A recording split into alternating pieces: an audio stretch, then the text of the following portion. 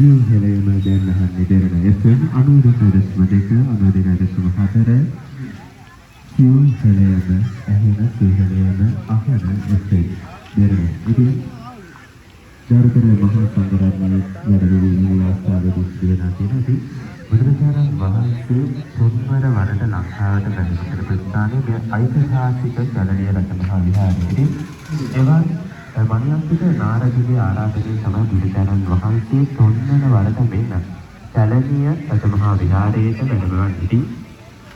එවන් පූජනීය වටිනාකමක් තිබෙන කැලණිය රජමහා විහාරයේ සිට ඔබ සමග මේ විශේෂ වැඩසටහන සමගින් පිළි දෙරණ ඉතින් දෙරණ අපේ දේ රැකගෙන අලුතේ අරගෙන සැදැහැ සිටින ඔබ හා සිව්වන දිනේ එක්කෙනවා. ඉතින් ආදරයෙන් මතක් කර සිටිනවා කැලණිය රජමහා විහාරයේ වැඩ පුදා ගන්න දෙන බැතිමත් ඔබට මේ මහා පහන් කූඩුව සහ තොරණ රාජ්‍යයන් දෙකක් සංස්කෘතික මංගල්‍ය දැක බලා ගැනීමේ හැකියාව දෙන. ඉතින් ආදරයෙන් ආරාධනා කර සිටින එන්න මේ පැත්තට මේ සංස්කෘතික උලේන සංස්කෘතික ප්‍රදර්ශනය නැරඹීමට හැකියාව තියෙන තාතුල් මොහොතකින් ඊට ප්‍රථම මහා පහන් කූඩු රාජයා විදුලි ආලෝකයෙන් ආලෝකමත් කිරීමට කටයුතු සූදානම් වෙමින් පවතින ඉතින් සියලුම ආරාධිතයන්ගේ පැමිණීමෙන් පසුව මේ කර්තව්‍ය ආරම්භ කිරීමට තමයි සූදානම් වෙන්නේ.